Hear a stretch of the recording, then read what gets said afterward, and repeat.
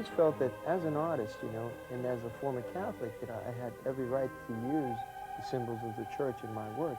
And as far as I'm concerned, you know, my use of bodily fluids in connection with religion is not that different from the Catholic obsession with the body and blood of Christ, you know.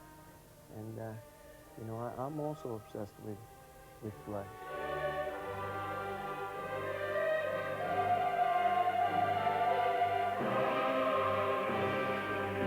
This is the crucifix that was submerged in the artist's urine and known as piss Christ forever after.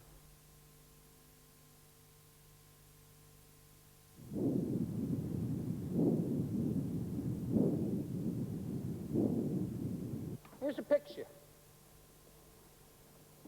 The title, Piss Christ. Do we really believe that the experts themselves view this filth, and no other name can be used for it, this filth, with the moral neutrality that they have urged upon the public? I think not. This is an outrage. This is an obscenity.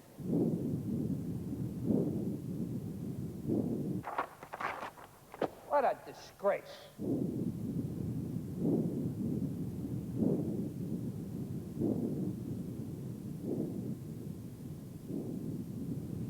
Yeah, that's good. Yeah. That's okay. Why can't I use this today? Andres Serrano was hardly known outside the New York art world until the storm of outrage over one of his works made his name a touchstone of what is and what is not acceptable as a work of art. What hurt me the most was the description of piss Christ as being a crucifix in a jar of urine. There was never any jar, you know. I mean, the jar hurt me because it not only was it inaccurate, but it also, it just it seems like it infers a cavalier treatment of it on my part, you know. And it's not like one day I just woke up and decided to put a crucifix in urine. You know, it was years developing a style that did not happen overnight. Now 41, Serrano attended art school in the early 70s and then drifted into advertising. He lived with artists who were involved with political and social subjects, but he didn't return to making work himself until 1983. Ironically, Serrano's pictures are as seductive as any religious icon, combining huge scale and saturated colour. An encounter which is at first tasteful, bland even, more than shocking. It's the knowledge of the materials used to make the image that transforms the viewer's reading.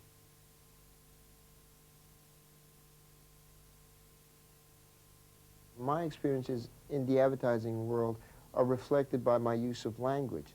And I think that, you know, trying to be a junior copywriter at the time taught me, and it taught me to respect, words, especially brevity in words, you know, and the economy of language. And so titles in my work have always been very important. And a lot of times my titles are pretty literal or descriptive, but they're to the point.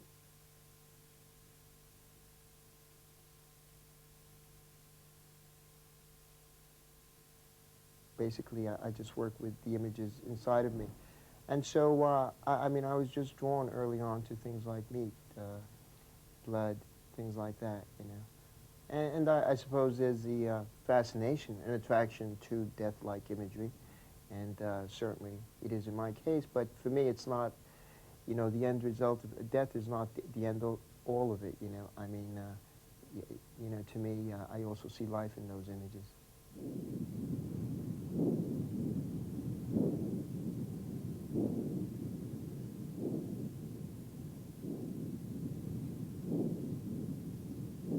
Serrano began using bodily fluids in 1986. Initially, it was just a formal decision on my part to reduce and simplify a lot of the images that I had been doing up until that point. And the first image is called Milk Blood, and it refers to Mondrian. The fluid pictures were about abstraction more than anything else. I was trying to, for one thing, flatten out the picture plane, which is something you don't ordinarily see in photography, you know, since photography is more concerned with spatial relationships and perspective. So that was one of the concerns at the time.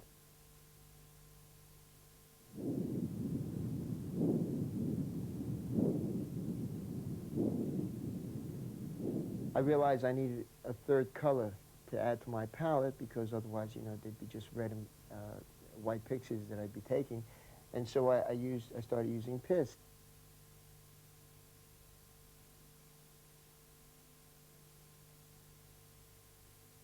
When I decided to refer back to representation, as I had before, because I was not, you know, only an abstract painter, you know, or artist, you know, I had done representational work before, it was really natural for me to, you know, use an image that would combine both interests in my work. And so, you know, I used the crucifix. For all the work's shock content, Serrano insists that his motivation is not simply a fence for its own sake.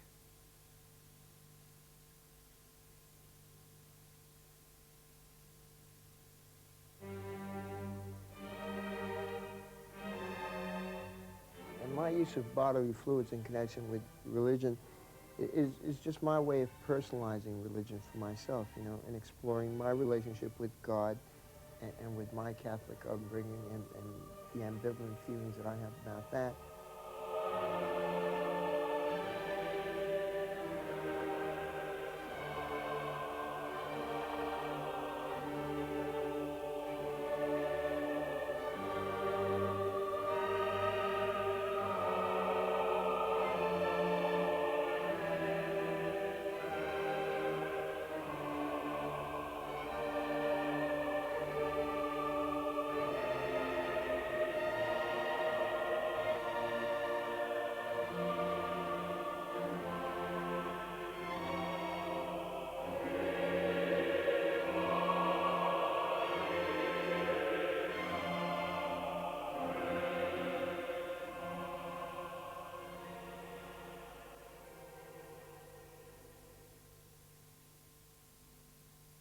As far as I'm concerned, you can't have the sacred without the other side of the coin, you know, profane.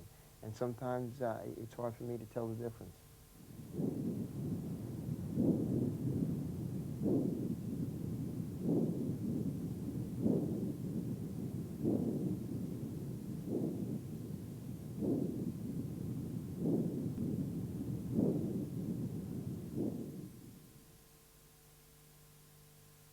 But Serrano's post-scandal works do seem to deliberately court the same outrage and calls for censorship that had initially surprised him.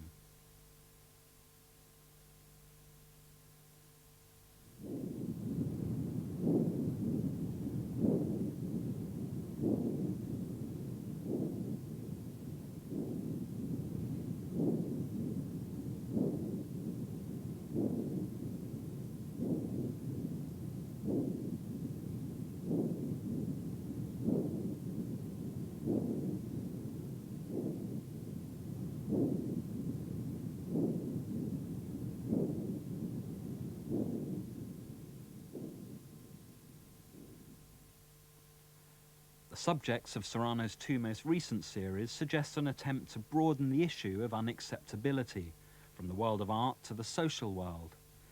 Serrano went down into the New York subways to photograph the homeless, with a respectful nod in the direction of Edward Curtis's American Indians, famously documented in the late 19th century. He then took his studio a step further to Georgia, Alabama, into the front rooms of a very different social group.